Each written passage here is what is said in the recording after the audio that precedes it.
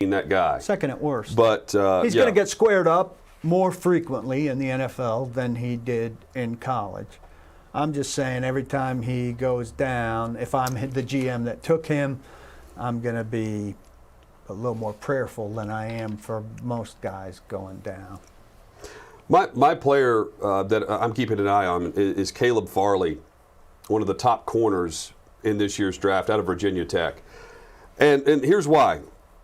He's an interesting case study for 2021's draft based on the COVID year. Great anticipation for the position. He was a high school quarterback.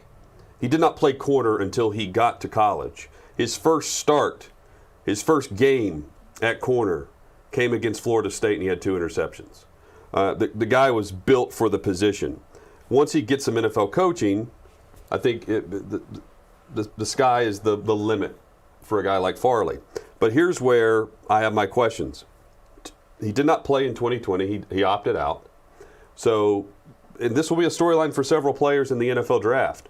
How will that affect where they're selected versus other players who played and have recent tape, a recency bias there? It's just a talking point for me. And his pro day is scheduled for this Friday, but he underwent he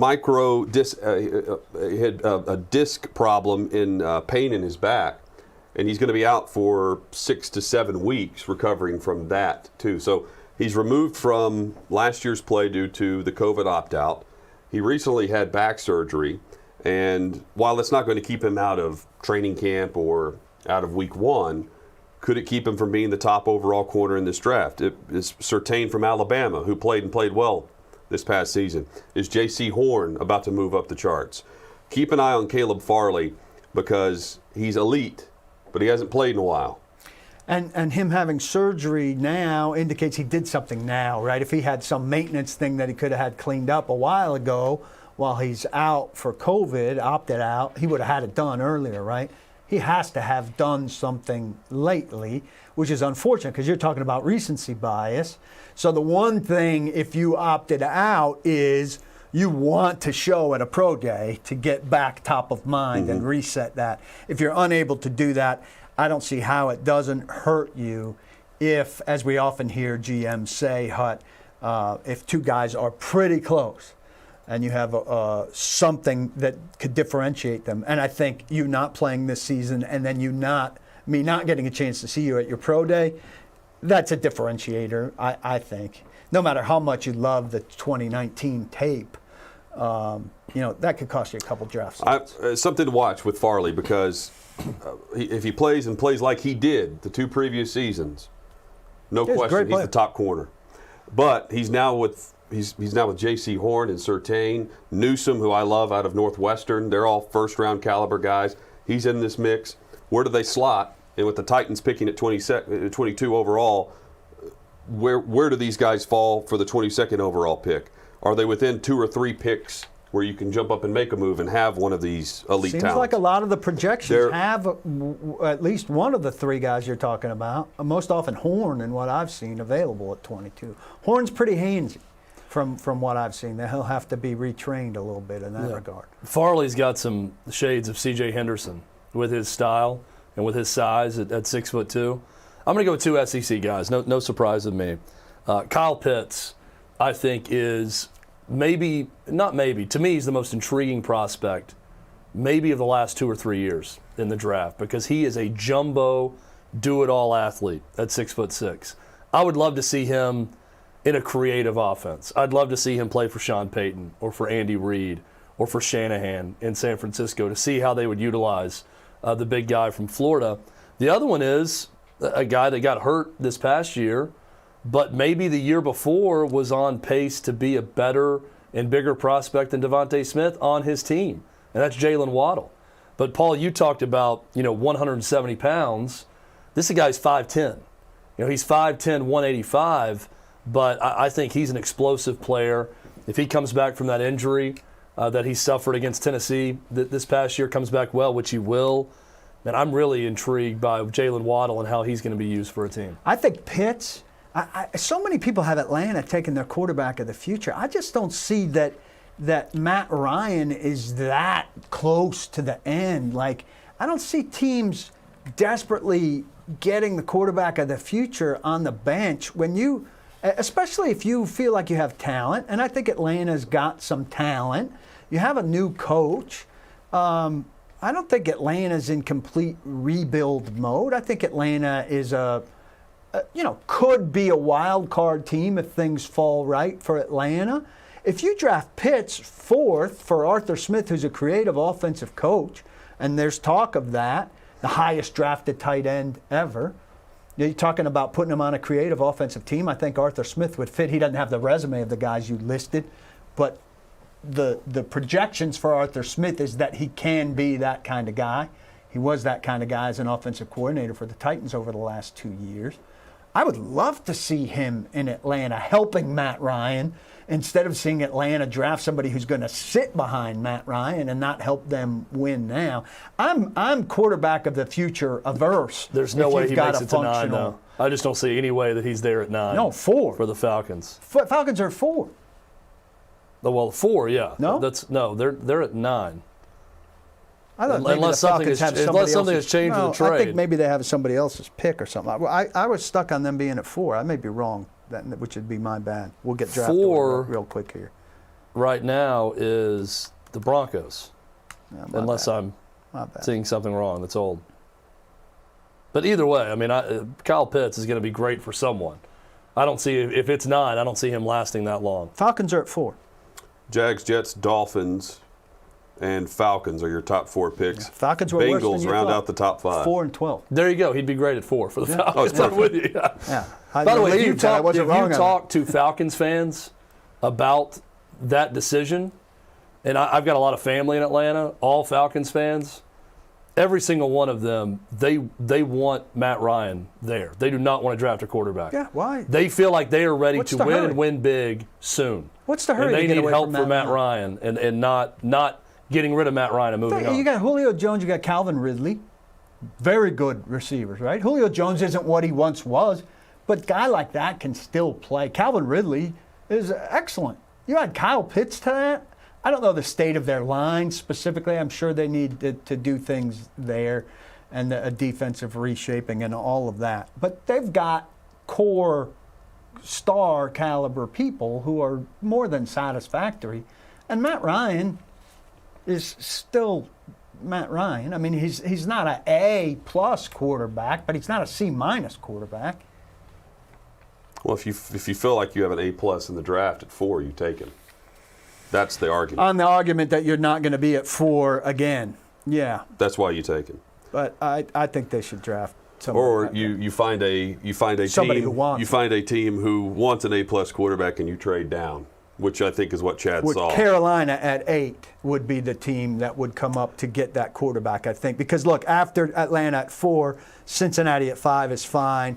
Philadelphia, I think, is not taking a quarterback. Is Detroit taking a quarterback? Or are they riding with Goff? Carolina is hell-bent on getting the quarterback of the future. I would think that's the team that would make a play to come up to 4, if not higher. Miami's 3. Are they riding with Tua? Jets are 2. It sounds like they're riding with Darnold. So Carolina could come up higher than that. Atlanta could stay at 4. Coming up, the Tennessee Power Hour, as Hour 1 is in the books on this Wednesday edition. What is it, day 8, Chad? Day 8. That's right. Day 8. Nailed it, Hutton.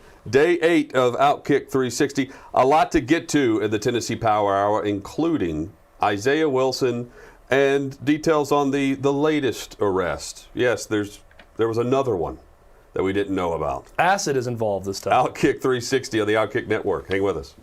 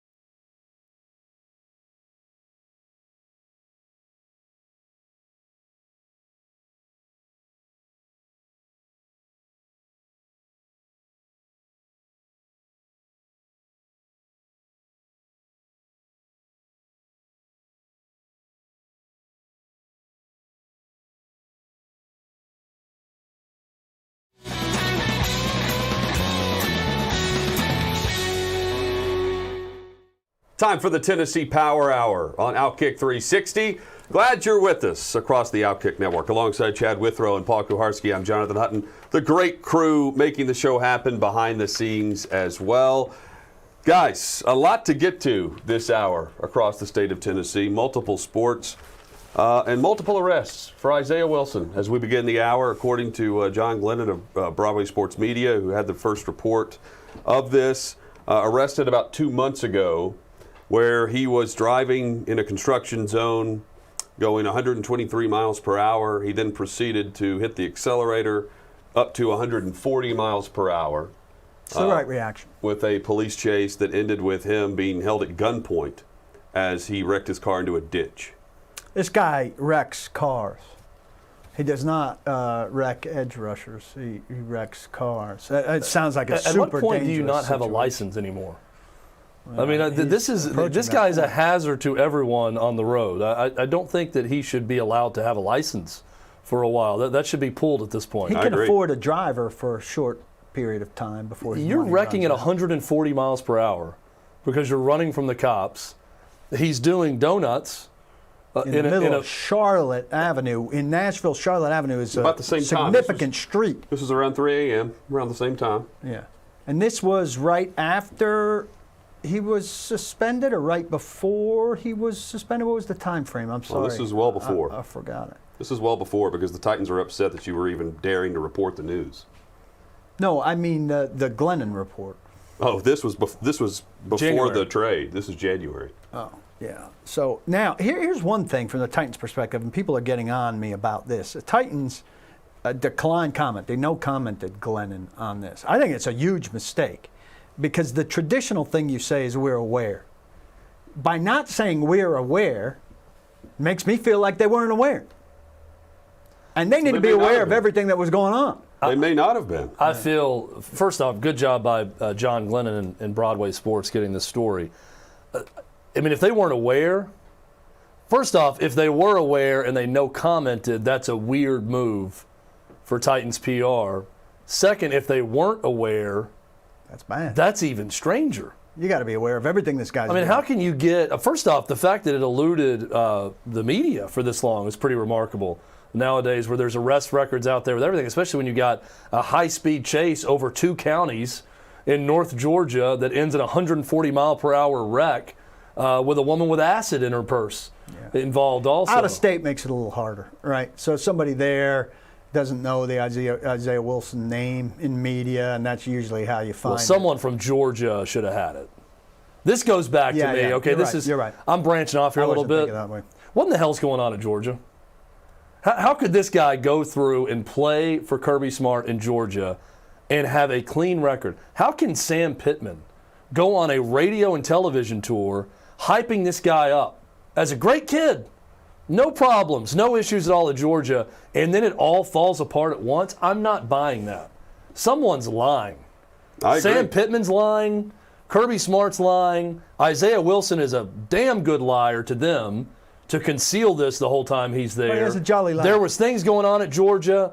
Maybe Georgia writers are afraid to report things because if this, let's say it was a former Vol that he's now playing for the Atlanta Falcons, and he gets arrested in Sevier County over a 2-county car chase that ends in a wreck. We're going to know about it. You're going to know about it immediately from the Tennessee Vols reporters, and then the Falcons reporters are going to pick up on it. Who's asleep at the wheel in Athens? I've got a big question about what exactly went on at Georgia. I'd love to hear from some Georgia fans on Twitter if you heard about, because I said that there were maturity issues coming in, and then people were crushing me saying, oh, there were no maturity. No one's thought there were maturity issues. John Robinson, hey, it's not his fault that this guy completely fell off a cliff when he got drafted. I'm telling you, I heard maturity issues from multiple people around that program and multiple people that cover the SEC. And this isn't a secret. It was in some of the pre-draft reports by media draft analysts. I mean, it was a line, but it was a line. So it wasn't some deep, dark secret. Now, people didn't delve into it in a huge way, but people also didn't expect Isaiah Wilson to get drafted 29 times. I also want to point out the timeline of this from a Titans perspective. So they sent him home away from the facility. I've stressed this, away from the veterans who spoke up after his DUI here, what was it, October? Yeah. And said, we're here for him to support him. Dennis Kelly tried to put a phone call in. Roger Saffold was there for him and spoke publicly about it. But they were also honest by saying, like, if you're going down this path, eventually you're going to be out of the league. This timeline, so it was New Year's Eve when they sent him away and he went and partied on a yacht with what appeared to be strippers, right? He's making it rain. Not trying to hide anything he was doing there. 6 days later is when this took place. And this woman he was with is the woman that was on his lap when he was drafted, who his mother shooed away. There was that weird interaction between girlfriend and mom. This was her. This is the same woman that had the acid?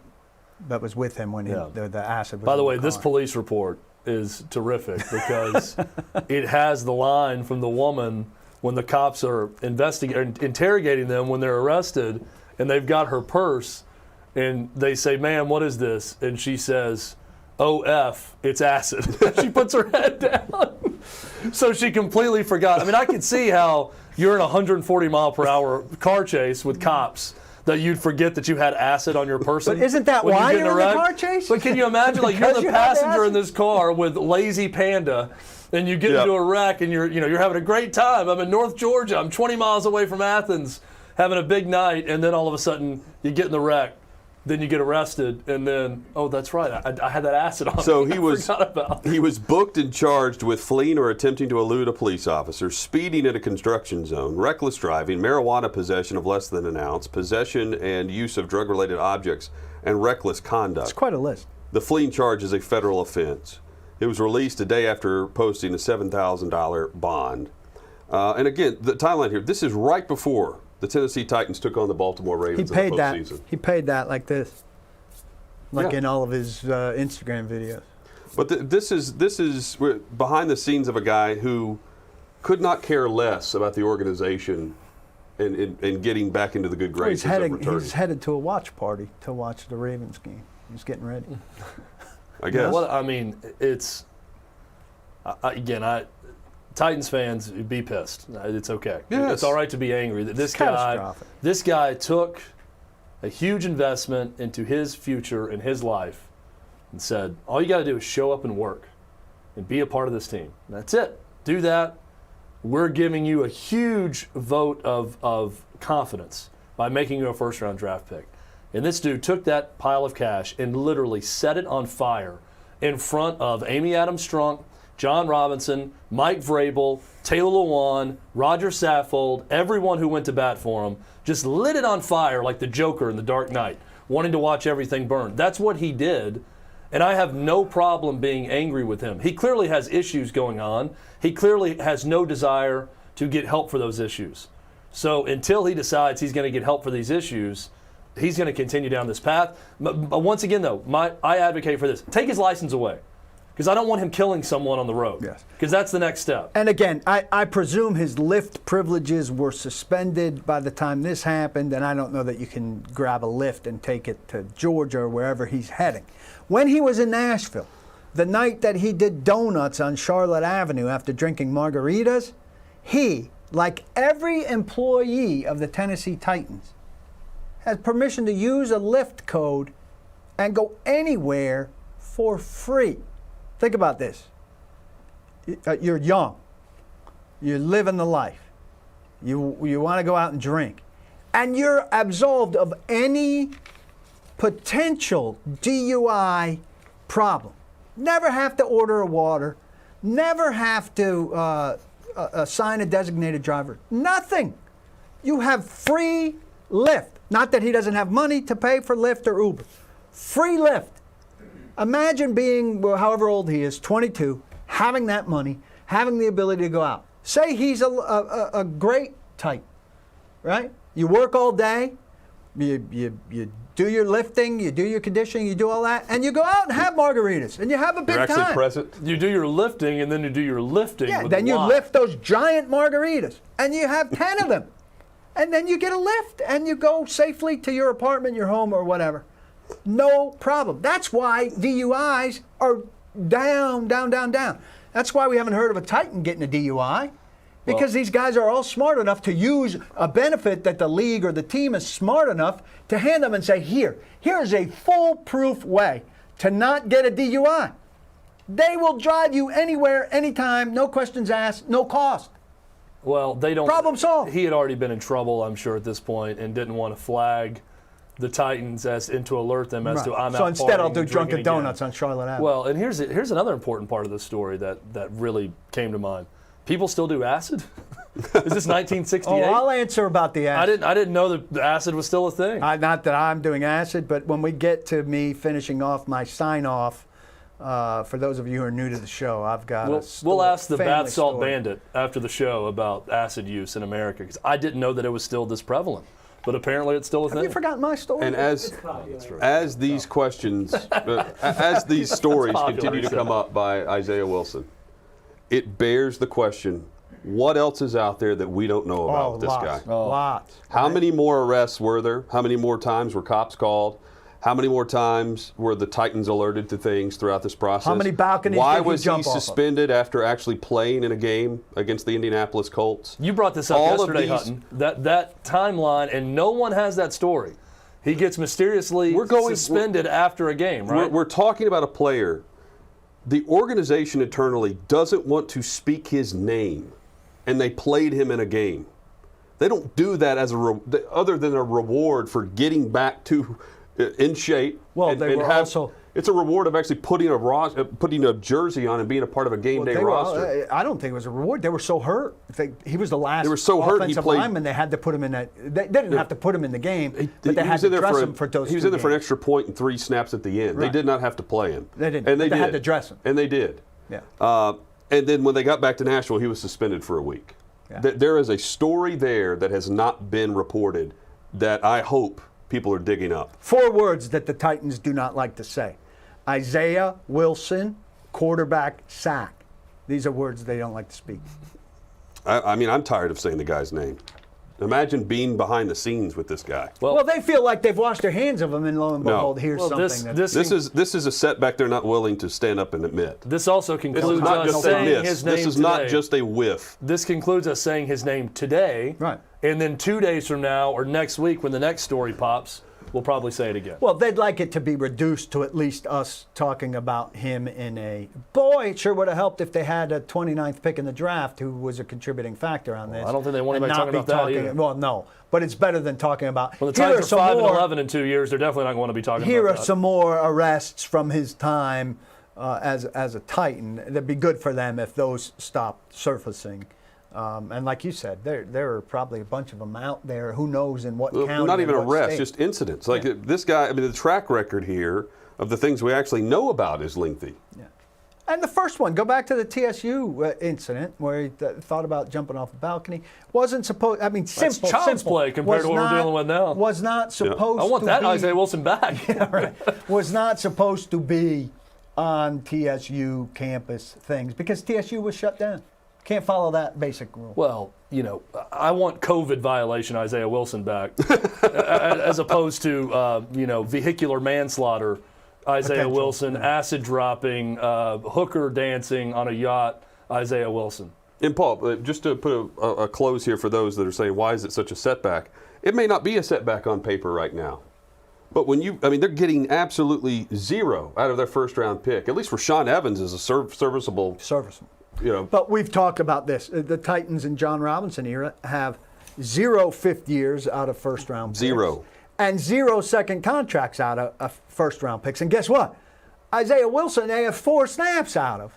3 kneel downs and a knocked on his ass on an extra point. They're getting nothing out of a first round pick there. That's regression from Corey Davis, who had 1 good year and was always hurt and never really blossomed. Adoree Jackson, who didn't get on track and force. They need guys that force them to exercise fifth-year options with no question and demand a second contract. And instead, they're drafting a guy who's getting a federal charge against him as they're trying to deal him for an upgraded 7th-round pick. Right. They turned a 29th pick in the draft into, in less than a year, an upgraded 7th-round pick. Woo! Value football. Yep. And it just continues to pop up. And it will with this guy. Yeah. It's the kind of move that haunts you for 6-7 years. Coming up, some decisions to be made by the Nashville Predators. They're in a weird spot, record-wise and roster-wise. And with what they need to do. referee-wise. Oh, God. That's right. Not And to bury the referee-wise. lead, but That's a good point. Yeah, the ref last night who's out of a job. someone fired last night. Clark Lee and Vanderbilt football. Some other headlines as well, including Jayon Brown. And is it a one-year contract, Paul, or not? We need to discuss this. He seemed to boast about it being more than a one-year contract. I'll tell you some details. OutKick 360 rolls on here in the Tennessee Power Hour.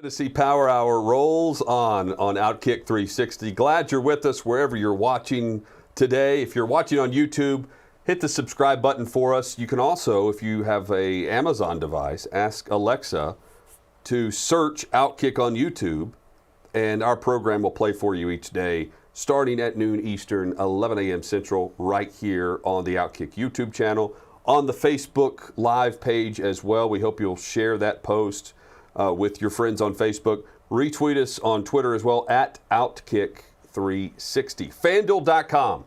Great offer right now for new users across the great state of Tennessee and beyond. If you're new to FanDuel, FanDuel.com/OK360. That gives you the option of placing a $5 bet to win $150. 30-1 odds for new users. FanDuel.com/OK360. So a little ref bias with the Nashville Predators last night. Nashville hosting Detroit, and there's a ref with an open mic who says, "Yeah, I'm going to call this on Nashville. I need to make this call on Nashville," implying that it's a makeup call for something earlier in the game. Tim Peel is the referee's name in the NHL, who was since fired. They acted quickly on this referee. Paul, as it turns out, he was set to retire at the end of the season, so he's given the boot a couple months early here. But they act in a way that delivers a message. The NHL wants no part with any idea that the refs are against one team or the other. And I would imagine that goes to some of the sports betting and gambling sites as well. Certainly it does. The NHL is bailed out here by him being on the verge of retirement, right? So if this is a younger official who is not on the verge of retirement, who's scheduled to be back next year and maybe have a long career, then we really find out, what's the penalty? Is it a long-term suspension? Is it a suspension for the remainder of the season, or is he fired? I mean, I believe conversations probably go on like this. The open mic is what killed him. I mean, there are makeup calls made in sports. You can't verbalize it pretty consistently. Yeah, verbalizing it is pretty dumb. You got to be smarter than to go to anyone and say, I was going to get Nashville on a penalty early in this period. I needed to get to that quickly. You can't. I mean, I agree. Psychologically, absolutely it happens. Where a coach is in your ear, you missed a call in any sport. So, maybe I'm a little bit more apt to get the next penalty on that team because I know I missed it on them before. I don't think that's uncommon at all. But to say it aloud, even if he wasn't mic'd up, not the brightest. Here's the thing for Predators people, I would say, because I get the sense on Twitter they think it's about them. It's not about the Predators. It's about hockey, and it's about the National Hockey League, and it's about how officiating works. Well, it can be though about specific players. It can. If you watch NBC Sports Network and the behind-the-scenes aspect of the Stanley Cup playoff, and the refs who are mic'd up and how they go at it with the players, great. They go at it more in that sport than Major League Baseball and the NFL combined. Baseball treat them like other players. Yes, they do. There is, in some cases, a pure hatred for each other. But do we think that there was something like that with Victor Arvidsson? I mean, no, but the ref isn't saying Victor Arvidsson. He came over on the hot mic and said he was talking that to another wasn't ref. much, but I wanted to get the Preds on an effing call earlier, and then it cuts off. I think he was talking to another ref. Yeah, he was talking to another ref. For sure. But here's another, Mike Fisher, the former Pred, and during that behind the scenes, there's the HBO show where they go behind the scenes during the playoffs, and they're on mic, and Fisher's complaining about something to a ref. This is just one example. Yeah. Using every F-bomb possible to the ref, and the ref looks at him and says, "You can bleep and skate. That's not a penalty. You just fell down." And gets in his face and is saying this to a player. I mean, hilarious. But there's a lot of back and forth in that sport. My point is, though, I don't think you would have trouble catching this in a lot of games. Maybe not verbalized. It was a stupid thing for him to verbalize it. But if we could hear inside guys' heads how the mechanics of a game are working, I agree. You're hearing this There's in context a lot we of don't arenas know. on a lot of nights. Predators fans are going to take this, and now it's going to be the flag they wave as in the middle of a crappy season, like the NHL for some reason is out to get the Preds of all teams, which I don't buy for a second. That's the perception you can't have. Those fans can say that now. The guy is on mic saying, "I wanted to get Nashville for a penalty." And that's why they fired him. So if there's any perception that something like that's going on, you got to get rid of him. That's why I think even if it was a young official, he's out too. Probably fired right away because you cannot have that perception. Here's the other thing where the NHL was helped. Preds won 2-0. What if they go on a penalty kill and lose 1-0? That's a great point. For that reason, how many people in Vegas are pissed? How many common people who wagered on that game are angry at that point? And then you have this cloud hanging over it where you have the official on mic saying, "I wanted to get the Preds for a penalty early." That's a real problem. Yeah, then it sounds like you're connected to veto. Well, that's what they got. Connected. They got bailed out by the Preds winning 2-0 in that game. Quite honestly, if it's 1-0 or 2-1, and that's the difference, you got a much bigger story. It's a very bad look, and to me, the NHL, as the smallest of the big sports, never needs to be in the headlines for something negative. It only hurts it. But I wonder if it's any pub is good pub and now you get a few more eyeballs who are curious about how the officiating is tonight. How's the officiating in the next Preds game? Are they getting benefit of the doubt? Probably not. But there is I'm curious. There's a dynamic with player and ref at the National Hockey League that is fascinating to me. There's a dynamic with the league where fighting is sometimes encouraged. You keep a guy active just for the fight early in a game to set a tone.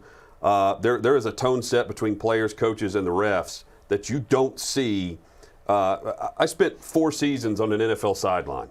Things are said to referees, and they say things back, but not nearly to the extent of what is mic'd up and what the league will put out on its own film promoting a league championship. Yeah, I'd like to see it compared to baseball, because I think strike zones talk in baseball can get pretty down and dirty, especially because but that's only when someone's getting ejected. No, also they're not though, saying much during the game. Well, the one thing about baseball is you've got 3 days of talking about it, and that guy goes from the plate to third base, where you're now playing third base, or he's at first base and you're on first base. 2 times the next night when you walk and get a single. But in baseball, you just get thrown out. Yeah, but these guys are not getting thrown out. It's accepted part of the game. I mean, it's almost like the hockey officials are players. They're out there skating around as much. They're in the middle of the action more so than tight quarters. I think of the umpire in football. Yeah. They're right there. It's like they're part of the game the whole time, and they speak to each other like they're all equal parts of the game, and not like one's an authority over the other. They just go back and forth. Baseball's so old time. I mean, if you turned around and started arguing balls and strikes with someone and used one F-bomb, you're getting tossed. It's a victory for players. I wonder, I haven't seen, we've obviously been in the air for a while, and I haven't seen player reaction to the news from this morning. Interested in that as well. They feel any kind of brotherhood with these guys because they are kind of like players, and because you yap with them, when you're yapping with people on that regular basis, there's a little fraternal element. Another even in hate. Another victory for the league is David Reed, the chairman of the board, did some digging prior to the show to see some of the games, and he's a Predator season ticket holder, to see some of the games that he felt like were officiated to a point where it deserved a second look, and this guy was not a part of any of those crews. So there is a little benefit with that as well. He did, by the way, have a puck go off his private area and into the net one time. That's a famous highlight of him. Yeah. Well, he's going to fill that one in retirement. Tim Peel, big goal. And if you remember, there was a basketball, kind of an equivalent to this, a few years ago, and I think the guy was close to retirement also, and they just nudged him out. SEC basketball, Tennessee at LSU. Remember, there was a bunch of controversial calls that went against Tennessee, and then right after the game, there were Facebook posts of that ref in LSU gear.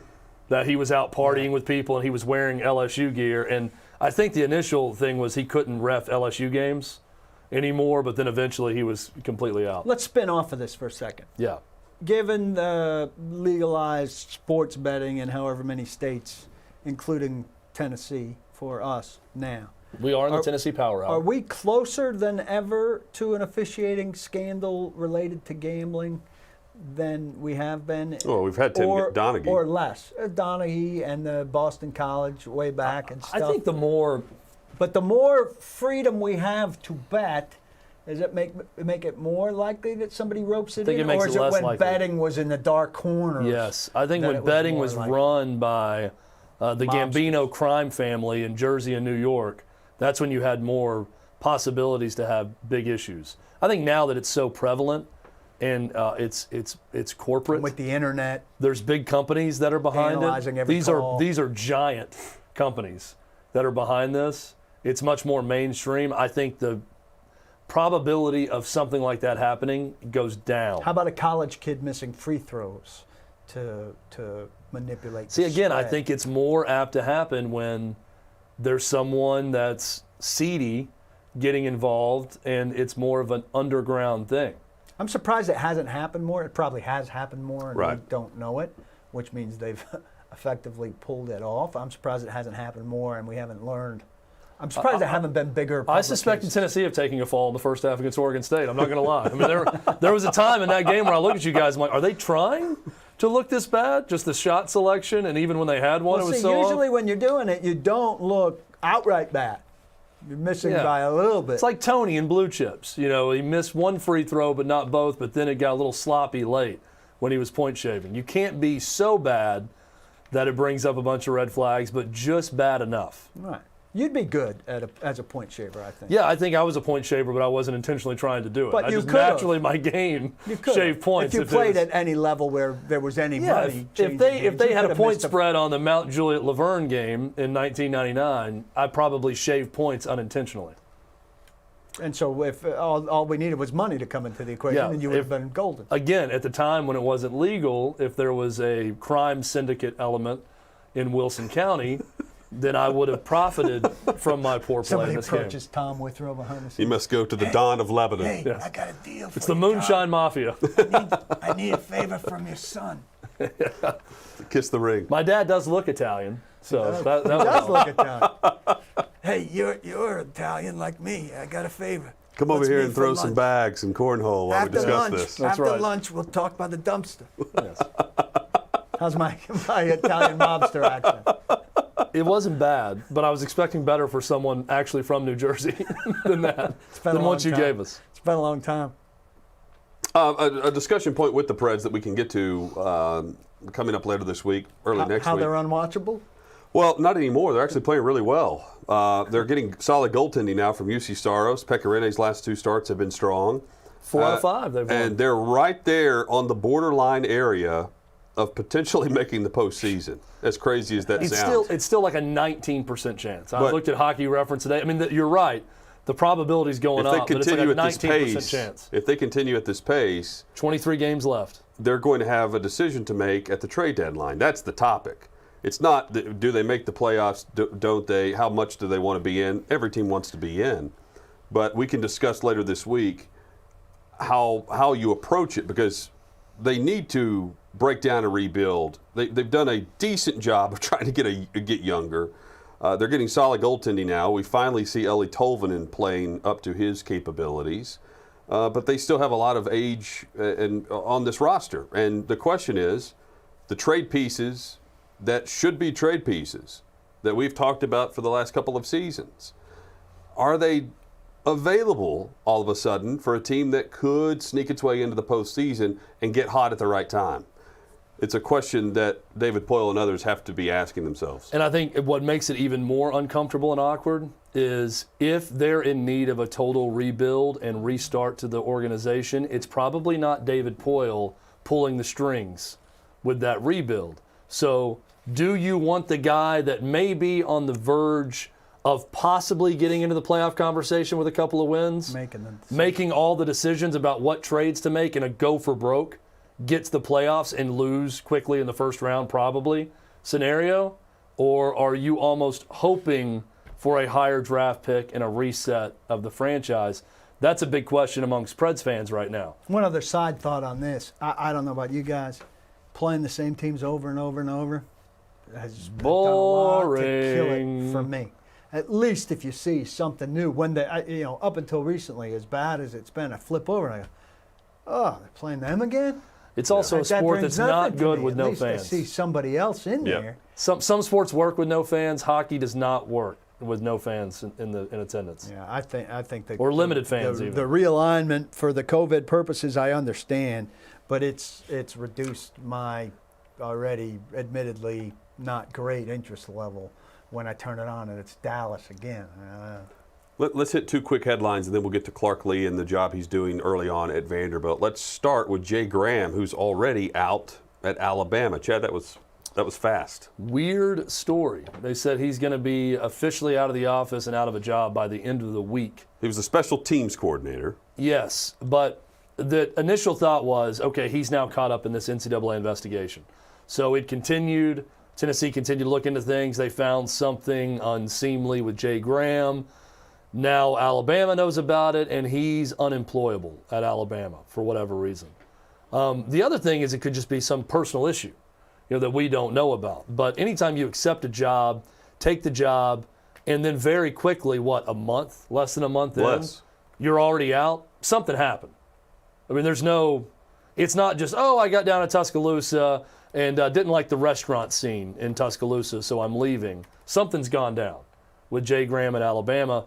which Tennessee fans are probably privately laughing about because Jay Graham had the infamous set of tweets where he took the Alabama job and immediately started boasting The win streak. about the win Yeah. streak over Tennessee, a win streak that he helped contribute to as a coach at Tennessee On the and a losing Tennessee alum.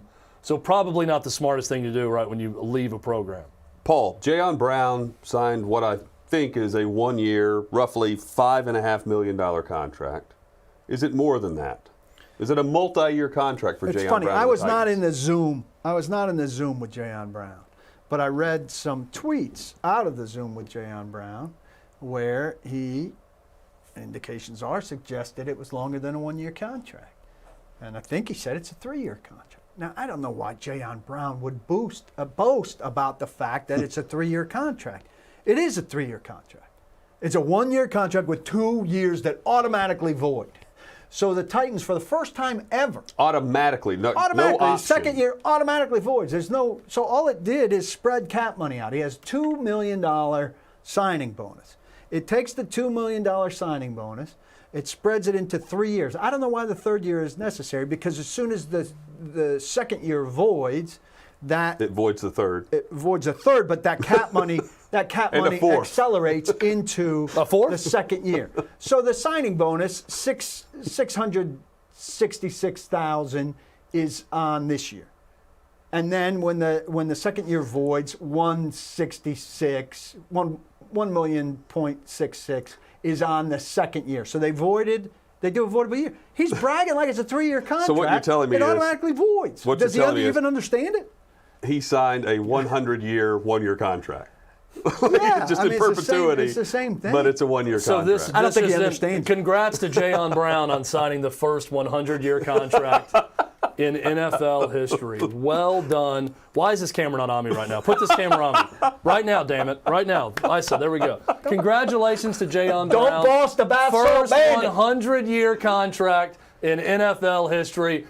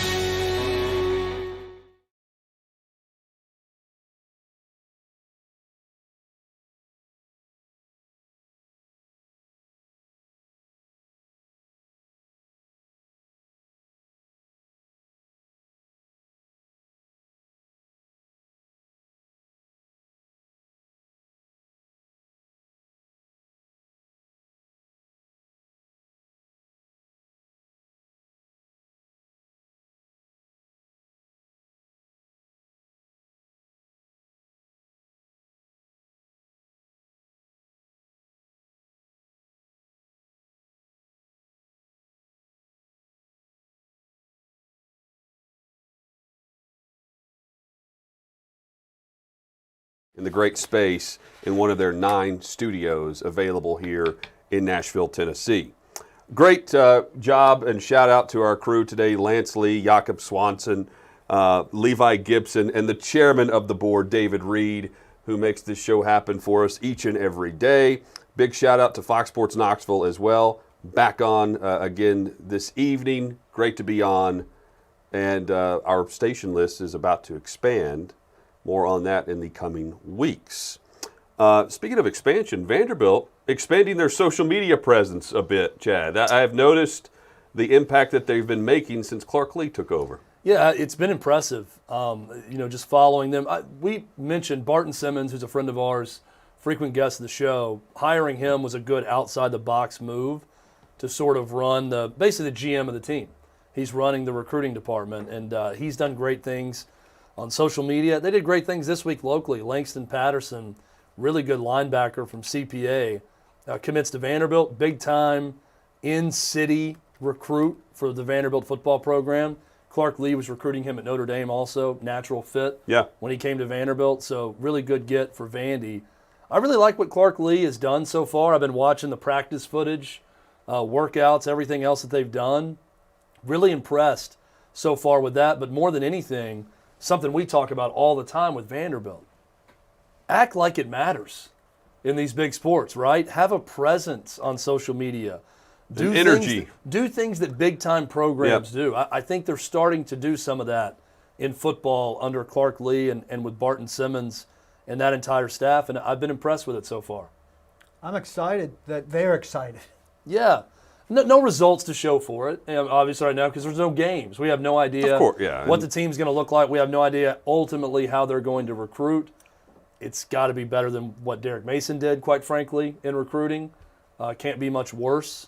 So I do think that they're going to improve in that area, and it's going to be a program that improves relatively quickly. You could also say nowhere to go but up, which is true.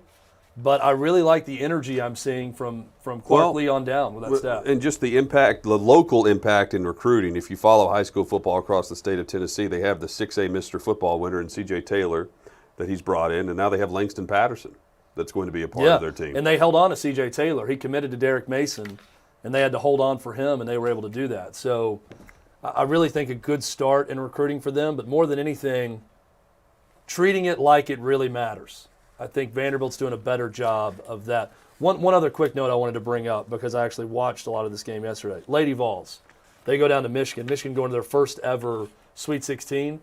The Lady Vols were 11 for 29 from layup in that game. Oh. Now, when I say layup, these aren't wide open. They're shots around the basket. Close range. And they were pretty good with that this year. Kelly Harper, really good season. For her second year, lots of improvement. Still clearly a lot to get better, a lot of room for improvement. Tennessee doesn't get out of the first weekend, haven't been to the Sweet 16 since 2016. And Renia Davis, a great player, never gets out of the first weekend her entire career. Not accustomed to that at Tennessee, only Kelly Harper's first year. So I'll say this, great first season, but unfortunately they're going to remember what you did in the end, and that was an abysmal performance and a way to go out for Tennessee. Never really close in that game against Michigan. But I think the future does look brighter now because Kelly Harper was able to make that leap from year one to year two. Paul, we're going to have some availability with some new Titans players coming up. Kevin Johnson, like right now, as soon as we say goodbye, he will be on Zoom. And he's probably the one I'm most interested in hearing from in terms of their plans for him and how he feels he has played in recent years. We'll find out just how candid he is. Josh Reynolds also available today? I'm not positive on this most recent adjustment. He may be the one that's missing. Let's see. They have Johnson, Sambrilo, and the new linebacker, Adeniyi. So not Reynolds yet. He's intriguing to speak with because I want to know the mindset of a receiver who has a chance to be a number 2 wideout now. Yep. You know? Take that next. Tajay Sharp faced this last year. Nick Westbrook-Akina is not available. Yeah, he's not available. We're not going to talk to the number 2 receiver. Titans number 2 receiver. No, but Tajay Sharp had the chance to go from a 4 to a 3 and was paid like it. And got cut. And got cut. And then wound up winning a Super Bowl, right? Wasn't he on on the Bucks? Oh, I don't know. Practice squad at least. Oh, practice squad maybe. And then Josh Reynolds, meanwhile, 1-year deal, betting on himself. Can he go and he's coming off a career year? I want to know the mindset of a guy who has a chance to play behind A.J. Brown and get a fair share of passes thrown his way. Probably more than he did last year. Yes. I think he'd be up for more targets. Again, we need to see who they draft and how big of a hot shot he is and how well he's able to transition in. We need to see what they envision for Batson, and we need to see what they envision for Ferguson. But they still, once they draft and add in that regard, they should have sufficient people to spread it around to. Now it's a matter of distribution. And A.J. Brown's going to get targeted more and should get targeted more. Huge thanks to John McClain for joining the show today. If you missed that, you can go back on YouTube, Facebook, Twitter, replay, podcast as well. Subscribe to Apple Podcast, Spotify, Stitcher, Audible, wherever you find your podcast. Google Play, we are available. Just search out OutKick 360. Stay tuned. Later on the network, Clay Travis with OutKick the Show. That's coming your way in a couple of hours from now. He'll have the very latest headlines and reaction on OutKick the Show at 4 p.m. Eastern. All the cancel culture talk you can have. That's right there. On Clay's show. It's going to be happening. For everyone in the YouTube chat, it's coming. We are back tomorrow. We're going to preview the Sweet 16 matchups. We'll have the Tennessee Hour where we'll talk all things Titans, Vols, and much more. Thanks for being with us today, and join us tomorrow, noon Eastern, right here on OutKick 360. It's a societal ill. Please, please help us fix it. Don't go into an intersection at a 4-way red light unless you can get through it by the time it changes. Don't block the box.